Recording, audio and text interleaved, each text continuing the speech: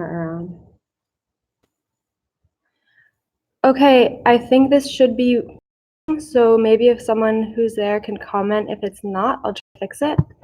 Let me just set it up. Okay, maybe let's have it on like a chair. We can just keep a chair here. I think it's fine. And then have it like that. We can also put a table. Oh yeah. Yeah, a table. Yeah, maybe a table would be great right here, and then we can. Oh my God, it's backwards. Look. Crap.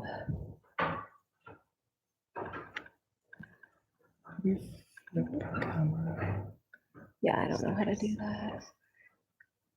What's it? Can we see who's there? 2 people are watching. Oh my God, the camera is backwards. What do you mean? Look, come around and look. You have to come this way. Left or right?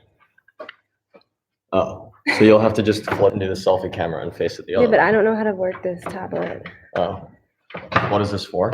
It's a live stream Oh, for who? for people who aren't here who want to watch it remotely. One person left the live stream. You need to squeeze these. No, that's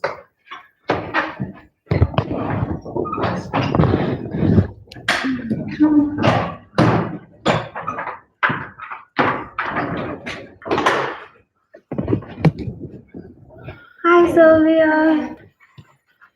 Okay, we're just setting up the live stream. Can you?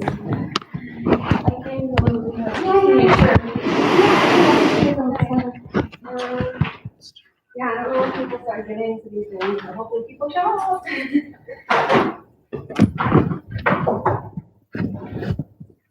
Hi, how are you? Oh, this is my brother, Aaron. This is my advisor, Sylvia. Yeah, I know my boyfriend actually. Oh, we met before. Nice to see you again. How are you? Do you need like books to pile on or something? A chair? You're gonna put the chair on the table? No, we can't. Maybe it's just doesn't work. Oh gosh. Maybe I can. Let me see. No, just go like that. Yeah, there you go. So who's coming? Like a couple of family members and my friends. Oh, so it's all members right there, so you don't have to worry. It's not a big deal. Hi.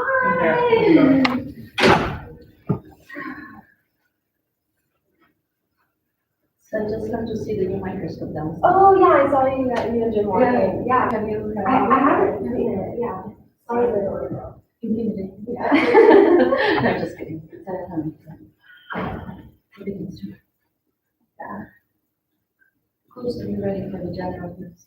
Is everything all set up? Yeah. You have your laser pointer? Yeah, I have it. Hi. Sylvia, these are my parents. How's it going, buddy? It's good to see you. This is my advisor, Sylvia. Oh, I've heard so much about you. Oh, I'm so happy to see you. This is great. Nice to meet you. This is wonderful. So, We took a great day for the weather, huh? yeah, did you travel this morning or? No, we got it last night. Okay. We negotiated parking in Boston. So. Oh.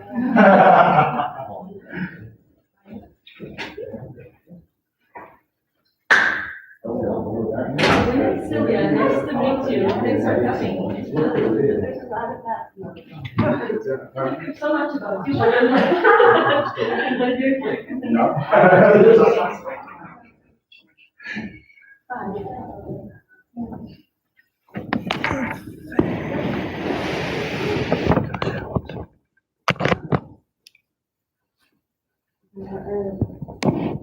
I could have brought my class. Yeah. I didn't. You just. I set up a live stream. I don't know if it's working yet. Like. You know what? Right now, my classes are in session, so they're all other people's classes, and. So are you using Webex or Skype or the? YouTube. You can just stream live on YouTube. Okay. We're hoping that's working. Okay, But we don't know so for when sure. we do and we have the private session, Yes, can you I'll help turn it me? off. Yeah. Okay. I'll turn it off.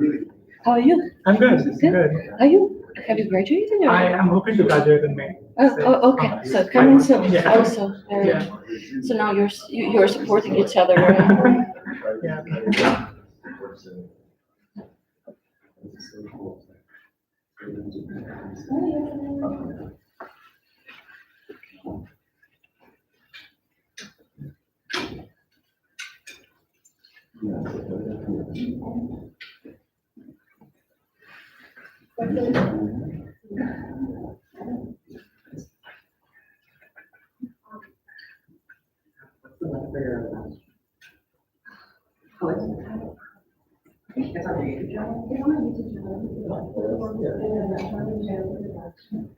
So things at MIT usually like 5 minutes after the set time. So. It's okay, don't worry.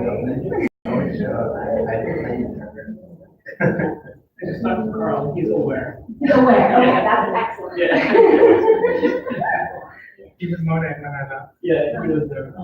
Just to represent the generation of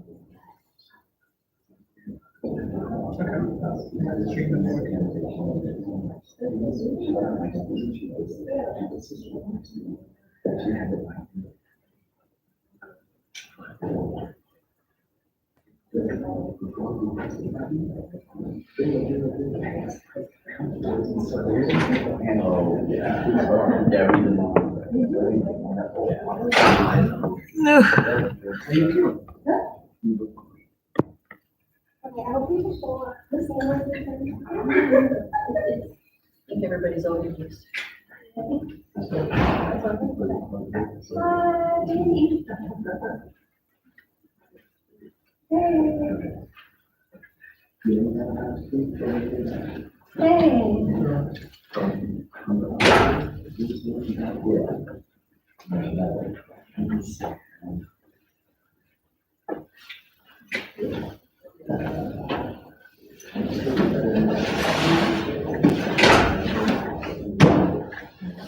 Send you invitation for this one. Just go ahead and make sure I do send it before.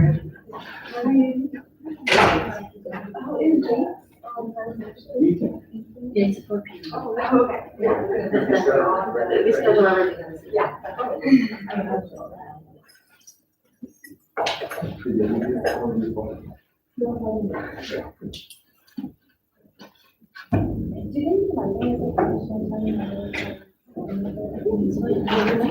Check some of your DNA. Usually it's not by the. Just sure that no switch off the feed.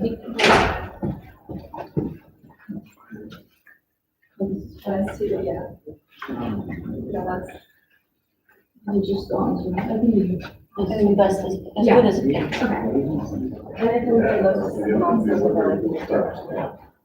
It's so dark. Hi, how are you doing? Good.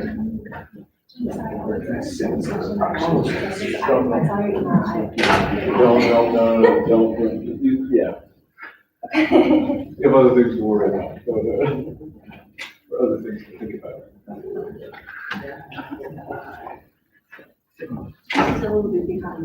It's just. It's 10:57. Do we wait for? Until we have at least. Oh, yeah. No, just. Okay. If you're referring to this one, it's a little. Okay.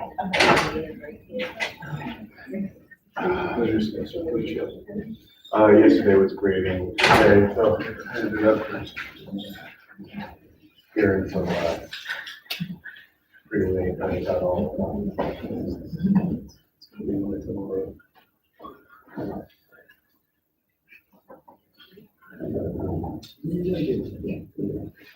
just discovered that we are oversubscribed for next semester's class, which is first time that has that happened, so I don't know what I'm gonna do. It's a lab class and we're gonna be 5.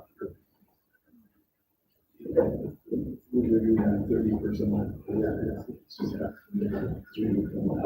So, well, we don't of course have a budget yet, we project. So we don't really know that we image projection tool. But it wildly there based on that. We don't really know. Wait, is it back? Right here.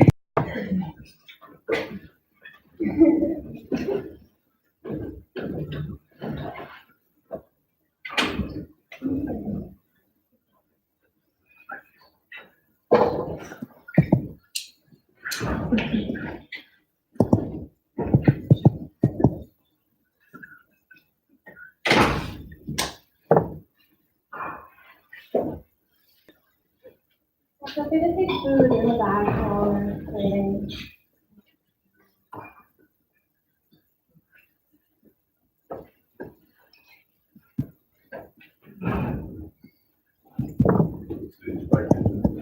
Not today. I did like that. It was the way to do that. Yeah.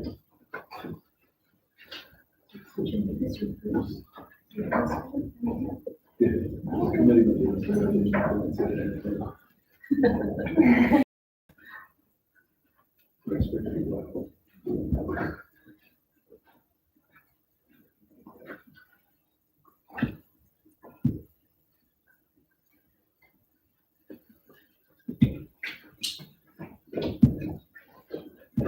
I had put points in the line answers.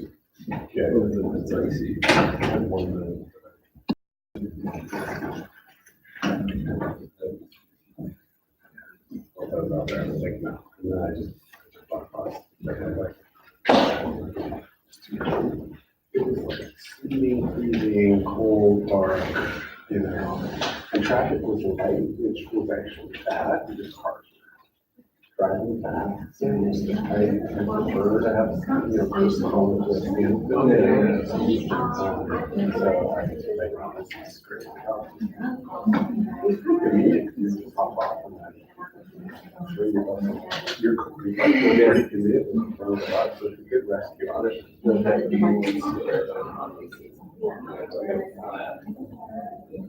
I can't agree. I didn't have physics or anything. I don't ever carry that with me because I never more than an hour's walk.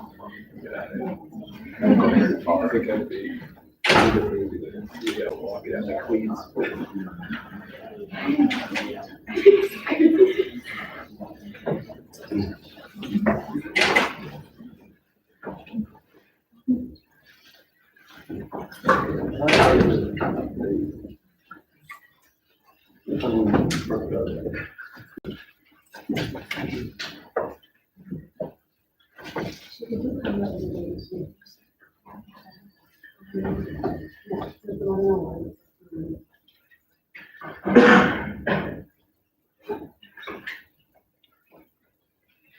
Okay, so good morning and welcome. My name is Sylvia Gradichuk, and it's my really great pleasure and honor to introduce Sarah Goodman and her final PhD thesis defense.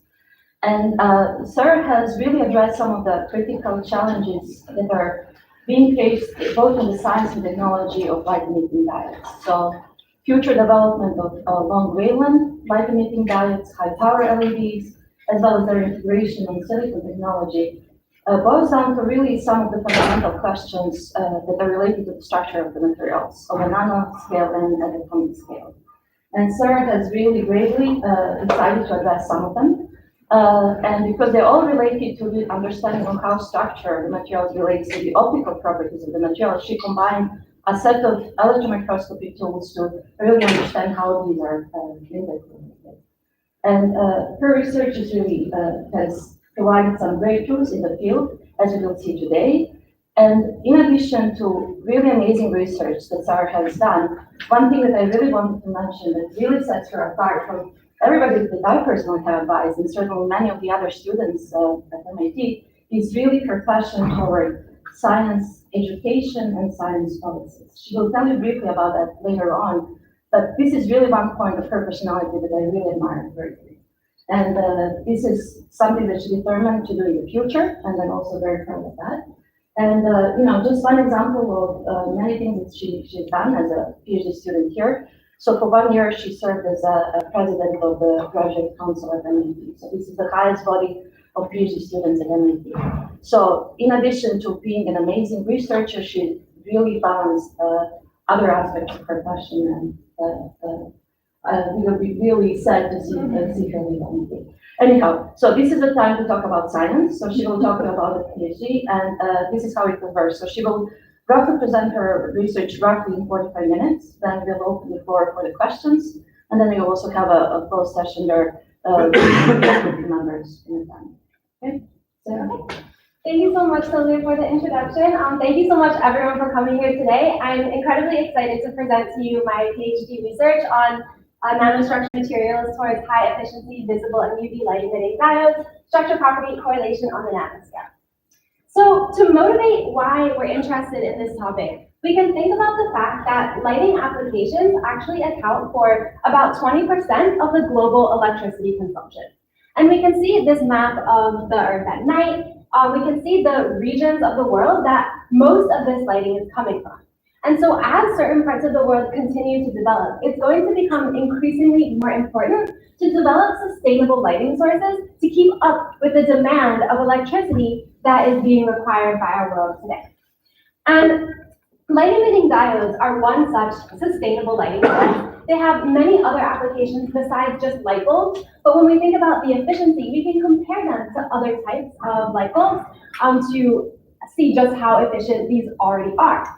So for example, if we look at the wall plug efficiency of incandescent fluorescent LEDs, we can see, so wall plug efficiency is how much light you're getting out of the device compared to how much power you're putting into it. So with incandescent light bulbs at only 5% wall plug efficiency and fluorescent only slightly better at 20%, LEDs have already made great strides in addressing sustainable lighting issues by achieving 70% wall plug efficiency.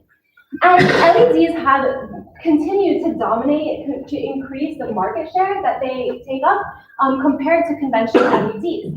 So we can see that we're already doing great with implementing LEDs where they can be implemented. And we're at the point that where we want it, if we want to achieve that last 30% of efficiency, we're at the point where we need to address questions on the atomic scale. So that is what my entire thesis is going to be thinking about, addressing these questions of improving the efficiency of LEDs that relate to the atomic structure of the region. So I'll give a brief outline of my talk. And so indium gallium nitride quantum well LEDs are going to be the type of device that I focus on in my PhD. So I'll first introduce what these LEDs are and how we can make them better. Next, I'll discuss the tools that we use to achieve these atomic scale investigations into the structure of our devices. And that is the transmission electron microscope, or TEM.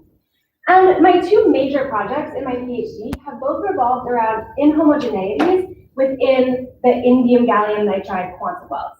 And so my first project revolves around indium fluctuations.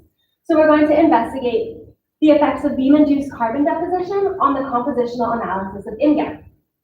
Next, the other type of inhomogeneity I focus on are called VPIT defects. So we're going to look at VPIT-induced wavelength broadening in InGaN quantum well LEDs.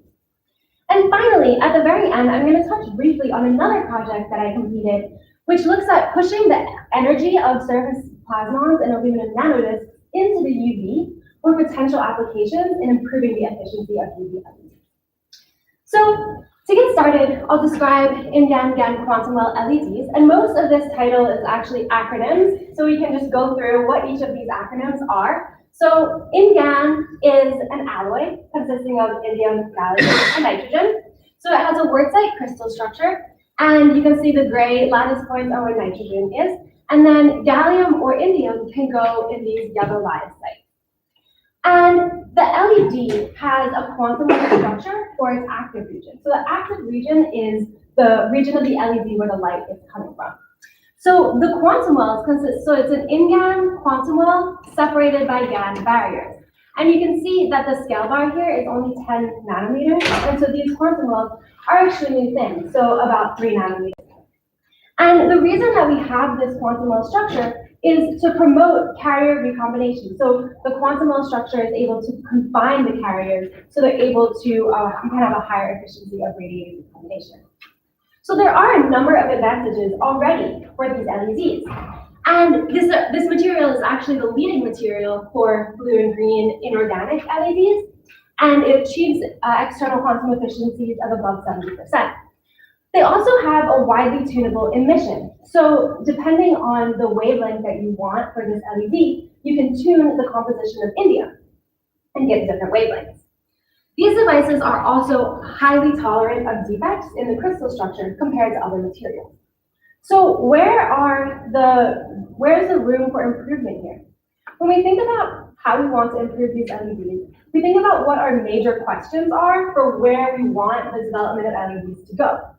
And the first question is the push towards general lighting. We want to be able to use LEDs to light rooms such as this, and here we want white light, right? We don't want just one wavelength of light, red or blue. So to achieve general lighting, we need to combine red, green, and blue LEDs. And there's a challenge with that because that means that each of these colors have to have high efficiency. And so we can achieve relatively high quality devices for blue and green LEDs, but red LEDs, these longer wavelength LEDs, continue to suffer. And why is that? Because this alloy has varying indium composition depending on the wavelength, and in order to achieve the longer wavelengths, we have to increase the indium composition. And when we start out with a relatively low indium composition, we can see that the alloy should be relatively well distributed, so the indium should be distributed pretty homogeneously throughout the material. But it's thought that as we increase the indium content, the spinodal decomposition of indium gallium nitride results in indium clustering at the nanometer scale. And so it's thought that this is one reason why red LEDs are not performing as highly as the lower wavelength counterparts. And so why do these indium fluctuations matter? They actually are thought to contribute to a phenomenon called efficiency droop, where when you increase the current that's going into the device past a certain threshold current, the efficiency actually decreases. And this is unfortunate for a number of reasons. One, that the high power applications for LEDs are limited. So when we look at the fraction of LEDs that were installed in 2017, according to a DOE study, we can see that for street and roadway lighting, that represents only 1.4% of the LED installations in 2017. Meaning that if we improve the high power efficiency, we can use LEDs for these high power applications. So another big question as to how we can improve LEDs is that we can push towards integrating them onto silicon. So the highest quality devices commercially are still grown on sapphire. But why do we want to integrate them onto silicon? Because silicon is what is used for integrated circuits. So if we want to put LEDs into any more complicated systems, such as what's called connected controls, so this you can kind of think of it as smart LEDs. So LEDs that can communicate with each other and can communicate with the environment to save power. A cost-effective way of achieving that would be integration on silicon. And so according to the Department of Energy, 40% more energy savings could be achieved with connected controls, and it would result in an annual cost savings of $44 billion in the US alone. Also, silicon is cheaper than sapphire, and so that would result in cost reductions of 40 to 60% in the device fabrication stage. So why don't we integrate our devices on silicon? Because there's a lattice mismatch between silicon and gallium nitride, which is the material that the devices are based on. So InGaN is over here in terms of the lattice constant, and the lattice constant of sapphire is a lot closer than the lattice constant of silicon. And when you have a lattice mismatch, that leads to defects that result in threading dislocations in the device, and those are centers of non-radiative recombination, and so they can lower the efficiency of the device. And so we want to understand the nature of defects in LEDs grown on silicon and see how they're impacting the performance of the device. So overall, in this talk, I'm addressing two major inhomogeneities within InGaN quantum wells. The first is compositional fluctuations. So we want to understand the indium composition. And then the second are V-pins. And I mentioned before that these questions are really on the atomic scale. So we need a tool that can probe the structure on this high resolution that we need. And so the tool that we use is a transmission electron microscope, or we can call it scanning transmission electron microscope. So I'll refer to this as TEM or STEM throughout the presentation.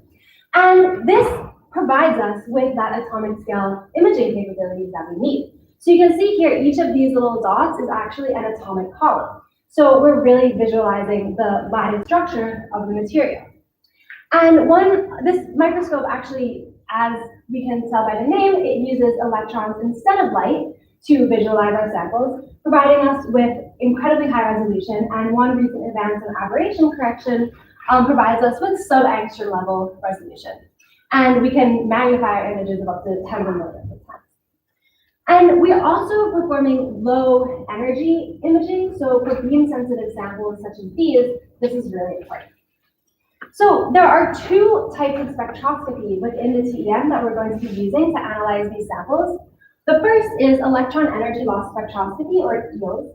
And this allows us to analyze the composition and optoelectronic properties of our sample and correlate it with structural features. So in ELS, the electrons pass through the sample with a certain energy E, and then they lose a characteristic amount of energy depending on which atoms they interact with in the sample. And by measuring that energy loss, we can obtain information about our sample. The next type of spectroscopy is called cathodoluminescence, and this allows us to map out the light emission that's coming from different areas on the sample, and we can correlate it with structural features. So this is perfect for looking at VPITs because we want to understand what is the impact of the VPITs on the device emission. So I'll go into my first project, which looks at indium fluctuations. So we're looking at effects of beam-induced carbon deposition on the compositional analysis of indium. So let's look a little bit more in depth into how ELS can help us detect compositional changes. So our indium fluctuations that we want to look at, there's debate in the literature on whether they're present as clusters or just fluctuations that you would randomly expect to occur in any alloy. And they're thought to contribute to efficiency droop, and they require these high-resolution characterization techniques to identify. And so our electron beam is passing through the sample. The electrons, as they pass through, are going to hit different atoms and excite certain oscillations within and excitations within the material. And then the characteristic amount of energy that they've lost can be correlated to the optoelectronic properties or type of atoms that they're interacted with.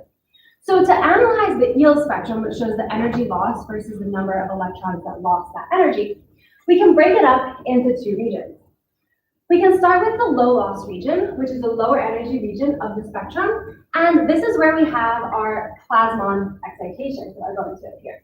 So plasmons are oscillations of the free electron density of the material. And we can have surface plasmons, which are usually present in nanostructures and tell us about the optoelectronic properties of the material, and volume plasmons, or bulk plasmons, are present in generally all materials and are the oscillation of the free electron density throughout the bulk of the material, and the energy is proportional to the electron density of the material.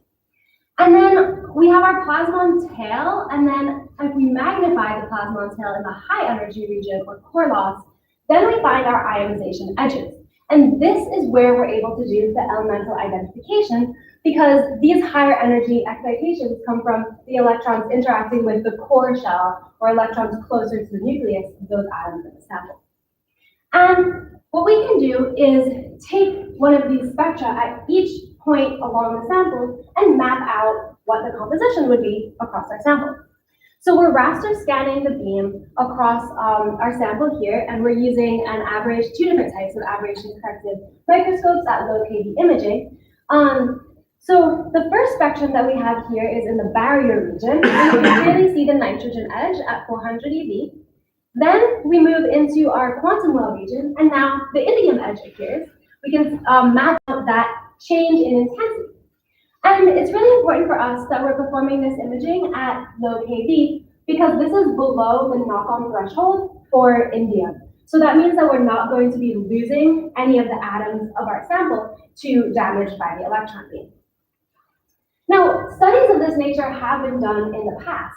But there, as I mentioned before, there's a lot of debate in the literature on whether these clusters exist. So previous studies have identified both the presence and absence of these clusters using a variety of different methods. And it's actually found that as TEMs have been improving, previous results have been shown to just be artifacts of the beam interaction with the sample. For example, in this 2003 study, it was found that what looked like indium fluctuations in the STEM image was actually beam damage induced by the 400 kV beam. And so now, more recently, aberration-corrected tool techniques have been used to create nanometer scale maps that have found both the presence and absence of indium cluster.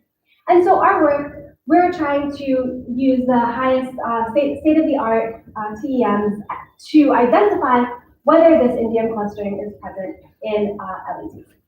And so what we have to consider is that new advances in TEM are going to lead to new considerations. And so with conventional TEM, we're going to be collecting these field spectra at relatively low current density with greater step sizes for a couple of reasons. One is that the physical size of the probe is not going to be as small. And then also, if you don't have that resolution in the image, it doesn't make sense to collect an EELS map with step sizes smaller than we can really understand the structural features on. So in aberration-corrected TEM, we're going to be collecting these spectra at very small pixel sizes, so a small amount of space between where we're sampling the beam. And this means that the electron, that the sample is going to be exposed to a very high density of electrons. And so we have to be aware of the increased possibility for beam-induced artifacts at these high currents. So how do we extract information from the EELS spectrum? So we can perform a background subtraction by fitting a plasmon tail to a power law, and we fit the pre-edge preceding each of our ionization edges. And then we can subtract it and get our spectrum where here we didn't see the indium edge, but here our indium edge in the background subtracted spectrum appears. And we can integrate the spectrum underneath the background subtracted spectrum, and then we can plot out our change in intensity. So let's do that for one of our LEDs. And we're going to use a 1 nanometer step size to map out the indium composition. We see here that we have a relatively flat profile, but 1 nanometer step size is not going to be small enough to identify these changes in composition that we want to detect. So we go to now a 0.4 nanometer step size, but what we notice is that the indium signal consistently decreases along the length of the scan. And this was a surprising result because we don't expect our composition to change based on the step size that we're using to probe the sample. And we know that we're below the knock-on threshold for indium, so we're not losing indium here. So we want to understand what's going on. So we look at the carbon edge that precedes the nitrogen and indium edge. And when we map that out, we see an anti-correlation of the carbon edge in comparison to the indium edge. And this is only happening at high resolution maps. So this is indicating to us that some type of beam-induced effect is going on here that's specific to our high-resolution field maps. And to further understand what's happening, we can take a look at what happens to the spectrum as we dwell the electron beam on one region of the sample. So we're going to keep our electron beam here and take spectra every 3 seconds, and we can see that the slope of this pre-carbon edge is increasing. And we want to understand what that's coming from, so we look at the low loss region of the spectrum. And so here, the blue spectrum is the shortest amount of time, and then the pink spectrum at the bottom is the longest amount of time. And we see an interesting thing happening. So our carbon plasmon is at 25 eV, but we also see peaks at 50 eV and 75 eV. Now, when we see multiple peaks like this at the multiples of one plasmon, we know that what's happening is multiple scattering of the plasma. And this means that as our electron is passing through the sample, it's scattering not just once, but twice and 3 times, leading to these higher order peaks. And why would the electron scatter multiple times? Because the sample is getting thicker. And so this indicates to us that carbon is building up on the sample due to interaction with the electron beam. And we observe this increase in ratio of the second carbon plasmon to the first carbon plasmon. And then the 75 eV shoulder starts to show up at the end. But first, let's talk about where this carbon might be coming from.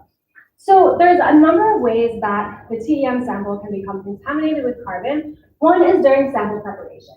So certain types of TEM preparation will introduce hydrocarbons onto the sample handling.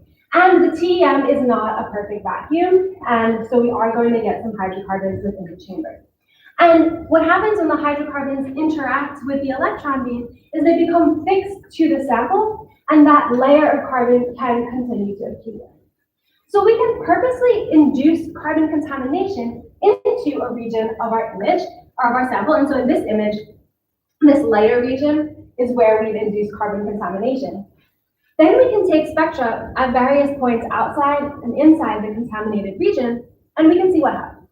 So in our point outside of the contaminated region, we see our 25 eV plasmon peak and also our 50 eV peak, but our 75 eV shoulder has not shown up yet. As we go inside the region, now our 75 eV shoulder is really becoming prominent, and the ratio of the higher order peaks to the lower order peaks is increasing. So now we don't have this power law nature of the plasmon tail anymore. We have this Lorentzian shape of the floral scattering plasmon peaks influencing the background. And that means that if we apply the standard method of background subtraction, which is used across the literature to isolate the composition from field spectra, we're going to get artifacts because of the presence of these higher order plasmons. And we can put all of this together by using a technique called dual EELs. And this allows us to measure the low loss and core loss region of the spectrum at the same time, which we're usually not able to do. And this allows us to correlate the decrease in indium signal with the increase in carbon edge, and then also the increase in the second carbon plasmon, indicating to us that this is an artificial decrease in indium signal that's a result of beam-induced carbon contamination at higher resolution, which exposes the sample to more electrons. Now, you could ask, well, was it just one sample that was contaminated? What if you clean the sample? Was it just one TEM? What if you clean the TEM? So this effect persists even after sample cleaning, even after baking out the TEM. And we've demonstrated it across multiple state-of-the-art TEM platforms. So we started at MIT and saw this effect in our system here. Then we went down the road to Harvard and saw this effect there. Then we went to Brookhaven National Lab in New York and observed the same thing happening. And finally, we went to the National University of Singapore and saw the same effect. So this really demonstrates that this is a ubiquitous effect of this carbon contamination, and that perhaps instead of trying to clean the sample and clean out the TEM every time before you use it, it makes sense to come up with some post-processing to remove the effects of carbon contamination after we take the spectrum. So overall, how does this relate to our big picture question of the push towards general lighting? Well, we want to know if indium fluctuations are present, but it turns out that there's this pervasive beam-induced effect that's happening when we try to measure the indium fluctuations. And so now we understand that we have to be very mindful of the conditions at which we're imaging to try to mitigate the amount of electrons that are hitting the sample and try to reduce that carbon contamination. And then for future work, we want to develop post-processing methods to get rid of the effects of the carbon contamination. And at the National University of Singapore, they're using this work as a jumping off point to examine random alloy fluctuations in these same type of LEDs. So they're taking STEM field maps. And then they're also comparing these to simulations of random alloys to understand whether these are clustering effects or random alloy fluctuations. So that wraps up our EELs work. And now I'll turn to some cathodoluminescent studies of VPITs. So we'll look at the VPIT-induced wavelength broadening in InGaN-GaN quantum LEDs. So what is a VPIT? These are hexagonal inverted pyramid shapes that cut through the active region of the LED. So these straight quantum wells, we refer to them as the C-plane quantum wells. These horizontal quantum wells we refer to as the sidewall of the VPIT. This whole area is the active region, and so these quantum wells are cutting through where we want our light emission to come from.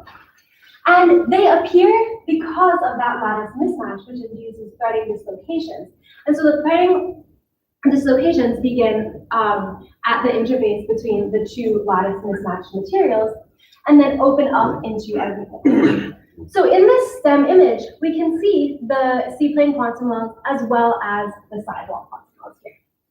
And we want to study how these VPIDs impact the performance of the device. But people have actually examined this in terms of efficiency, and it turns out that indium gallium nitride is incredibly tolerant of defects, of threading dislocation. So it can maintain a very high internal quantum efficiency compared to GaN with a threading dislocation density that is incredibly high. And VPIDs have been found to be the reason why they're able to maintain this high efficiency. And it turns out that intentionally introducing VPIDs can even improve the efficiency of the device over suppressing the VPID growth. And the reason for this is that the VPIDs form potential barriers that shield the carriers from non-radiated recombination at the threading dislocation. So we'll look at some of the previous literature on VPID emission to understand why this is the case. So it's been found that the sidewall quantum wells of the VPIDs emit at higher energies than the C-plane quantum wells. And so if we look at a schematic of the VPID, we can understand why. So the higher energy is due to a thinner quantum wells, which result in a quantum confinement that's going to shift the emission, and then also lower indium content. And so when we look at the potential across this VPID, we can see that if these sidewall quantum wells emit at higher energies, it means they have a higher potential barrier. So carriers are going to need more energy to get over that potential barrier to be able to recombine non-radiatively in the threading dislocation. And so this is why VPIDs are able to kind of protect the device from threading dislocations and improve the efficiency. But the efficiency of the device is one component of how it performs. We want to know about, does the wavelength of the emission change? Because for LEDs, typically we want to target very specific wavelengths. So we want to inform this so-called VPID engineering. If you're going to potentially introduce VPIDs into these devices, you want to understand how do the VPIDs impact the emission of neighboring quantum wells, and if you have neighboring VPIDs, how are those VPID clusters influencing that surrounding area? And so we're using cathodoluminescence within the TEM to investigate this. And so what we first do is bring the sample down to liquid nitrogen temperatures so that we can obtain a higher yield of cathodoluminescence. And then we map out and obtain spectra from each region of the sample. So let's take a look at a representative CL spectrum from a region without any defects. So these are the quantum wells. This is where we want our target emission to come from. And this is the target emission wavelength. So this is a green LED, so emitting at about 475 nanometers. And this is the superlattice. So these are thinner quantum wells that are there just for structural engineering purposes, to just ensure the quality of the material growth. So these emit at higher energies at about 375 nanometers. That peak is going to be there, but we're not going to worry about it too much. So what we can do is see where on the sample is the emission coming from. And this is a panchromatic image. That means that all the wavelengths are being represented in this image. And we can see that comparing it to the STEM image, we can see that these sidewall quantum wells are indeed thinner, and they are resulting in an enhanced emission along the facets because of this increased confinement, increased carrier localization in the thinner quantum wells. Now, we want to break this down into different wavelengths. So what wavelengths are emitting at what part of the sample? And we'll start with another green LED. And we can see this is the panchromatic emission, so representing all the wavelengths. And then we have 3 peaks here. So one is our superlattice that we expect to emit at the bottom. One is our target wavelength. And then this, we always get this defect-related emission of GaN whenever we use gallium nitride for devices. So that's going to appear at around the yellow wave.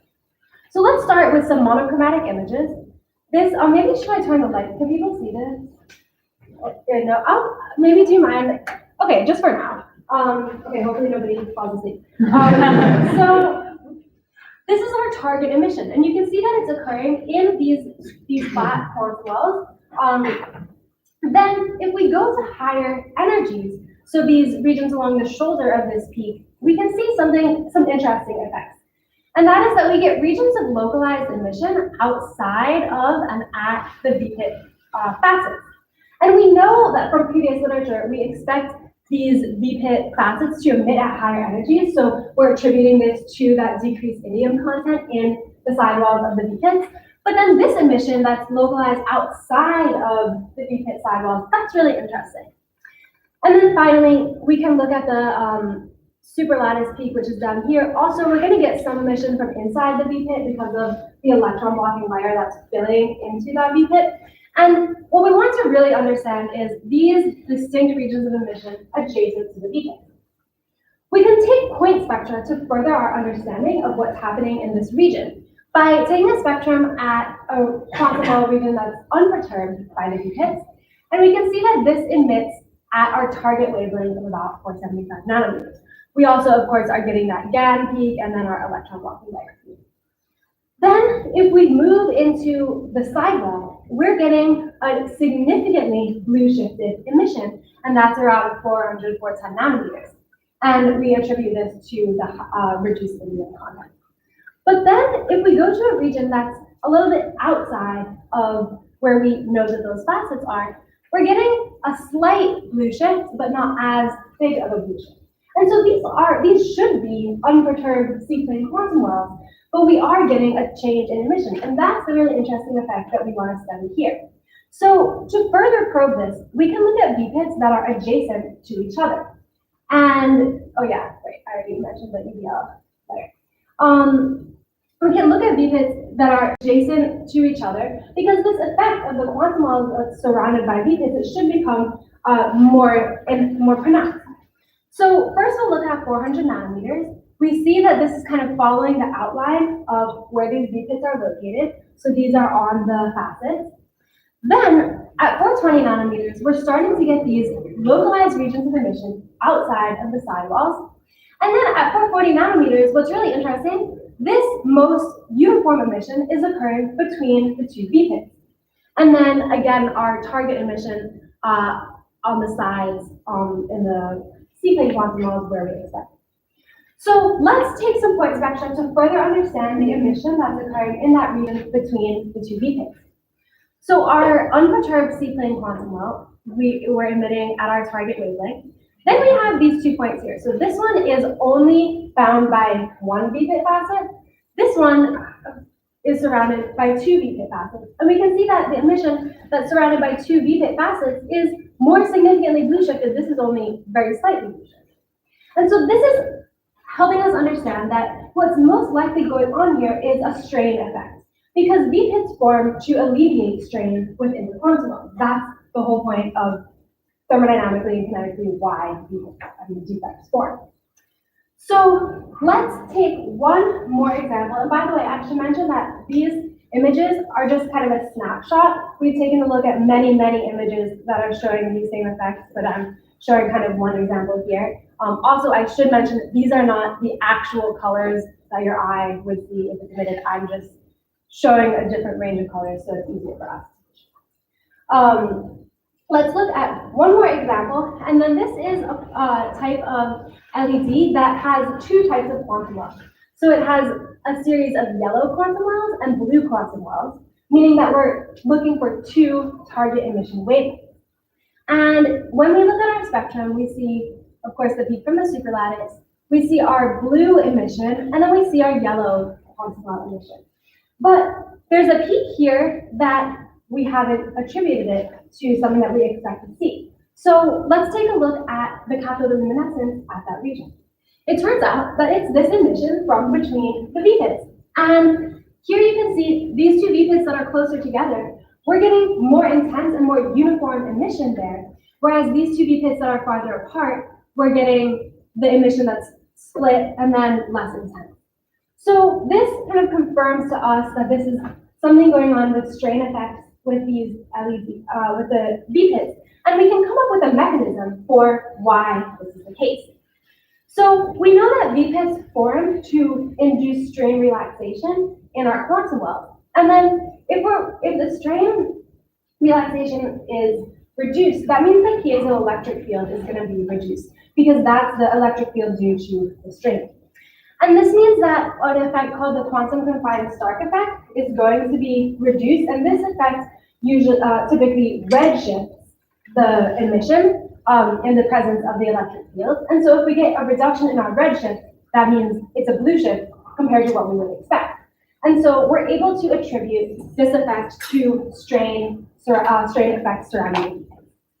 And there's another really interesting effect, which is the wavelength broadening. This means that, we had these two target wavelengths, but now we got a bonus wavelength, an extra one. And so this is a really interesting effect that I'll come back to in a couple minutes. But let's summarize what we've learned about the broadening of this emission around the beacons. First, at the lowest energy or the longest wavelength, we have our unperturbed C-plane quantum world. Then we have our emission at regions adjacent to the V-pit sidewalls, but not at the sidewalls. Then we have, at higher energy, our regions between our C-plane quantum modes that are perturbed, that are between the V-pits. And then we have the sidewalls of the V-pits themselves.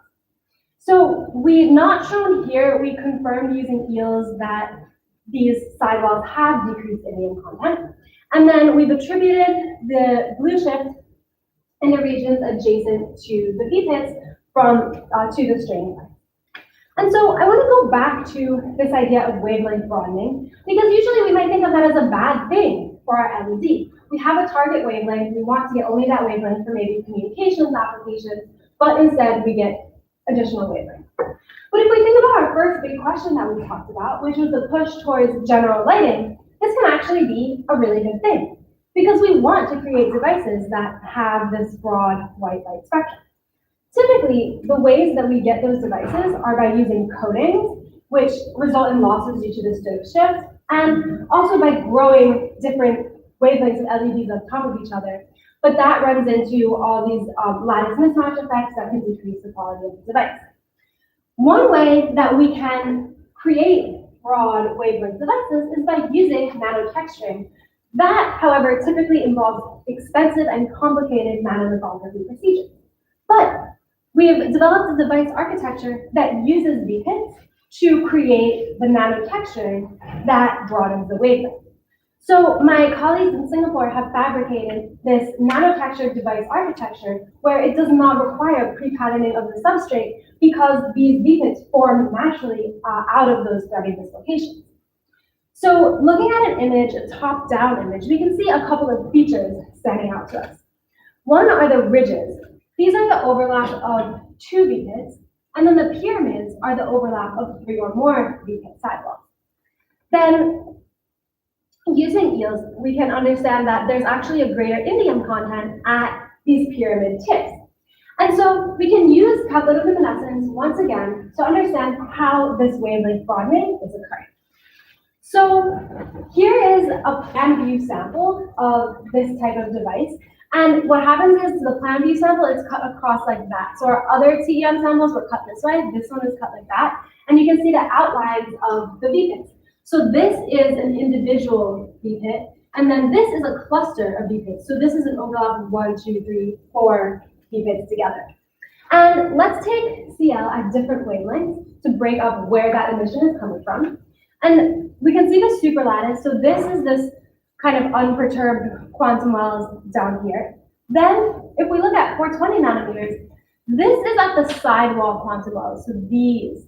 And then 490 nanometers at our longest wavelength or lowest energy, that is occurring right at the pyramid tip. And again, we can use our point spectra to further probe at the nanoscale the differences in emission between these different features.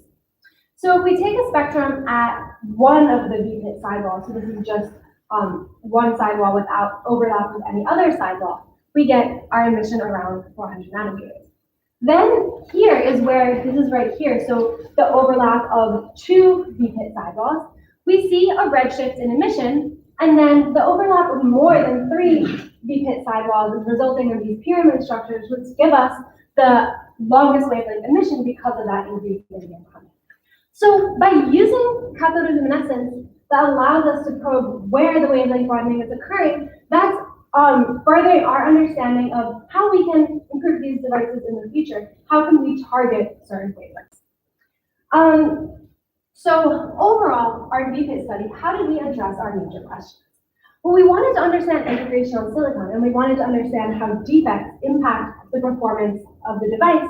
And so we understood, based on our CL studies, that they're actually broadening the emission of the device, which could be a negative for things like communications where you want just one wavelength, but it could be something positive if we want to push towards general white lighting.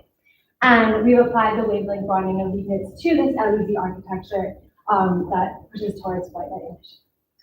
So finally, I will discuss one last project that involves pushing the energy of the surface and volume plasmon to higher energies in aluminum nanotubes. And this is related to these other projects based on the tools that we use. So this also requires this incredibly high resolution field. So UV plasmonics, again, I'll just have a reminder of what plasmons are. They're going to be able to confine light into sub-wavelength dimensions, which make them great for applications in field enhancement, which can help to improve device efficiency.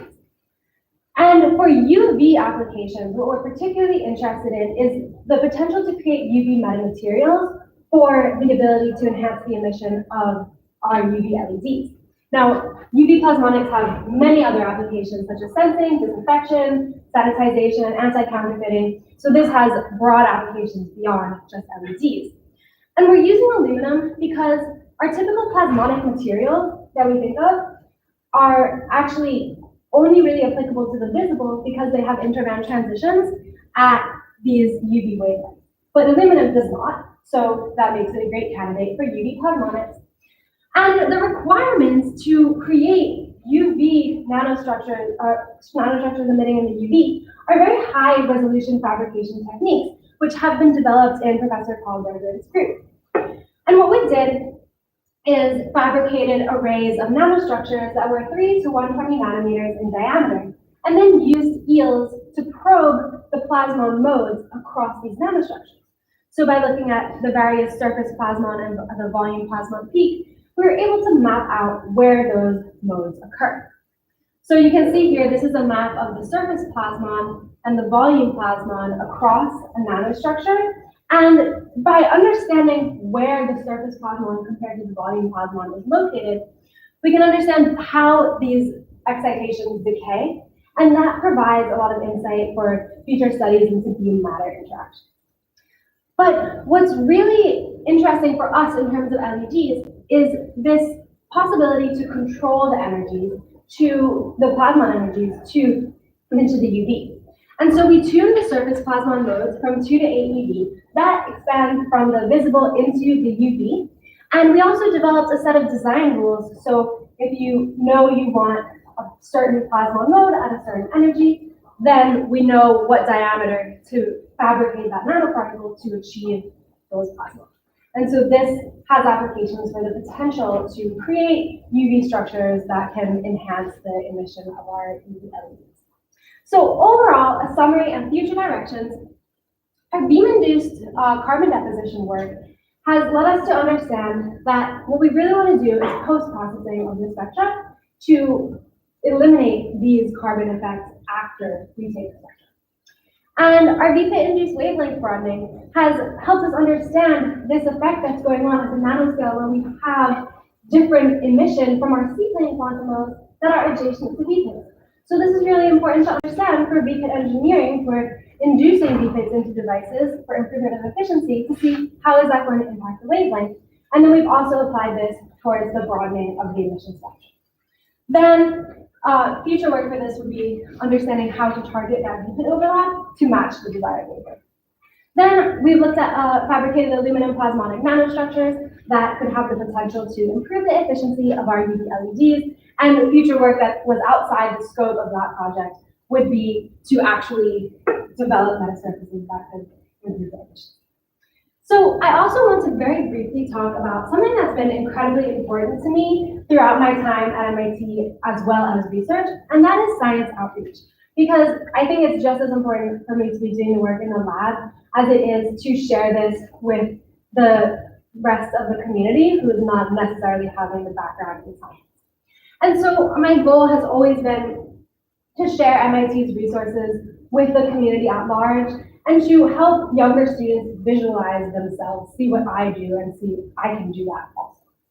And through a collaboration with a company called Education First, we brought more than 200 middle school and high school students to MIT to see the TEMs in action. So they got to see lattice imaging of gold nanoparticles and see the individual atomic columns. And it was really cool for them because for a lot of these kids, it was their first time on the campus of a research institution. And I've also done a lot of different community events and bringing people throughout who are in the community to MIT to see our resources because we're in the middle of Cambridge, but we want to actually really be a part of the community as well. And so this has been a really important piece of my work to me as well. So finally, I'd like to finish up by acknowledging the many people who made this work possible, as well as my funding sources. So I'd like to acknowledge my advisor, Sylvia Gravicek. Thank you so much for believing in me and believing in my work. And also just your enthusiasm for microscopy has been really motivational to me throughout this time. So thank you so much. My committee, JJ, Carl, and Jen, thank you so much for providing me the feedback and support throughout this entire process. My colleagues in Professor Bergen's group who collaborated with me on the plasmon work, Richie, Vitor, and Eugenia, thank you so much. And my colleagues in Professor Gradicek's group, Zivo and Akshay Singh, who helped in the EELS work. And then at the National University of Singapore, I have a lab mate who actually did the fabrication, which is another huge part of this type of work. That's his thesis.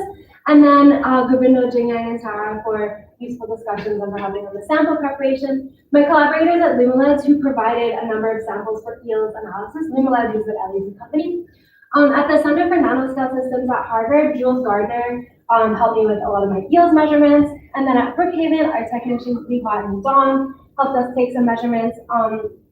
Finally, at MRL, here, so Yong and Xian have taught me pretty much everything I know about physically taking these TEM images. So thank you so much for your help and support. My fellowship from the DoD, the SMART program, the collaboration between MIT and Singapore, the Department of Energy for their funding, Lumilabs for their samples.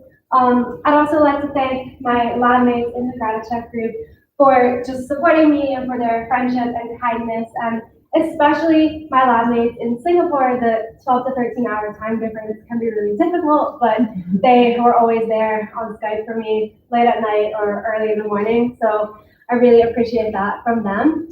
Thank you so much to my friends who made MIT just an amazing place to be for this past 5.5 years. And for my friends in the department who have been with me through this for our entire time together from our fall until now. My parents and grandparents, thank you so much for encouraging me in my interest in science and for supporting me throughout this PhD program and my entire journey of studying science. My siblings, Leo and Aaron, thank you so much for all of your support and for being really motivational and inspirational and really being a big part of my support system as I've gone through this program. Thank you so much to Akshay, who has really been my #1 system of support for the past few years. It just your support. Where are you? Oh, sorry. Yeah, so much for me. So thank you, Akshay. And that's it, and I'm happy to take questions.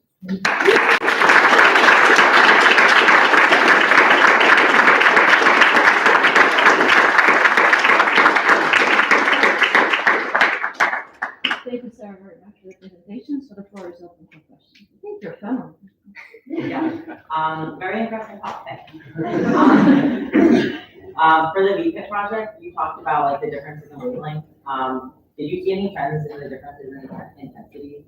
Yeah, that's a really great question. So for the intensity in cathodoluminescence, we actually cannot take that at face value all the time because it has to do with the sample preparation and the thickness that will give you differences in the intensity. So we can overall look at trends, but we can't be incredibly specific in what we're finding. And looking at some of the intensities that helped us to understand, the correlation between the thinner quantum wells at the VPIT facets and the brighter intensity that we saw from that due to enhanced quantum confinement, but I wouldn't want to make any other speculations about the intensity. Yes, please.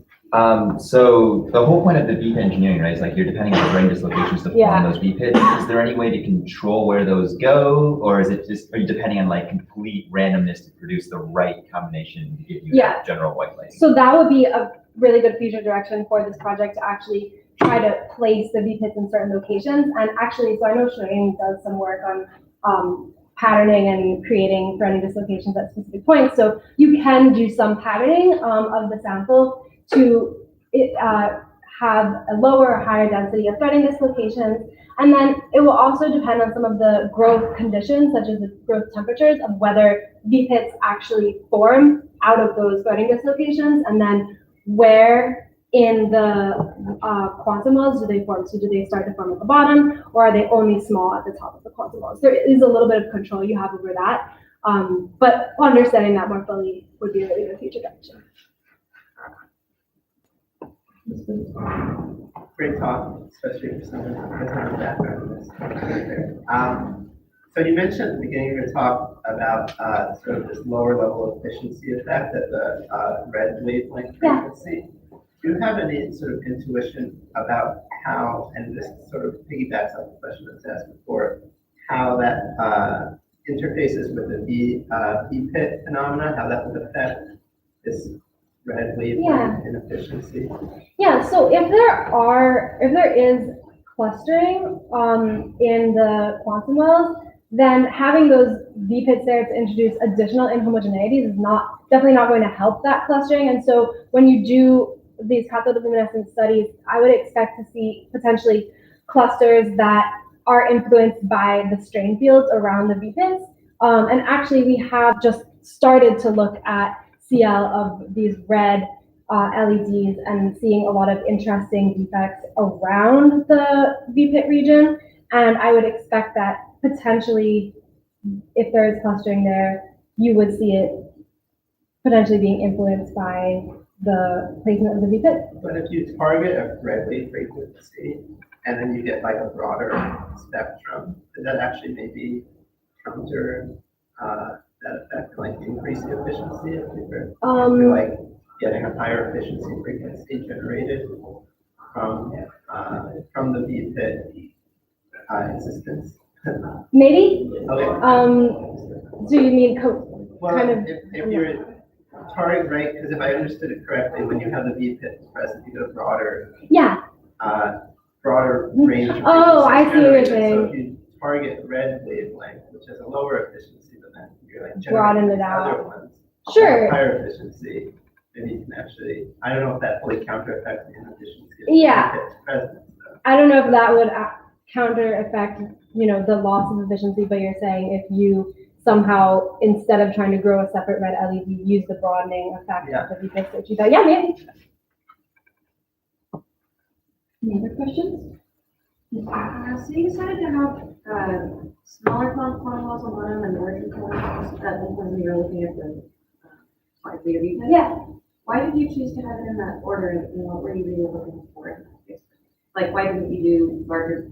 At the bottom, yeah. So the superlattice, those smaller quantum wells, that's always there when you grow these LEDs, and it helps to relieve the strain for when you grow these larger quantum wells on top of your target wavelength. So you need that there all the time for just the structural engineering. Any other questions? And when you were seeing the carbon buildup, what KVs were you using for the efficiency? Yeah, great question. So this was at 80 kV and 120, and then also 200. So if you have the higher kV, then we definitely would see more of the carbon buildup, but even at 80 kV, we still have that effect.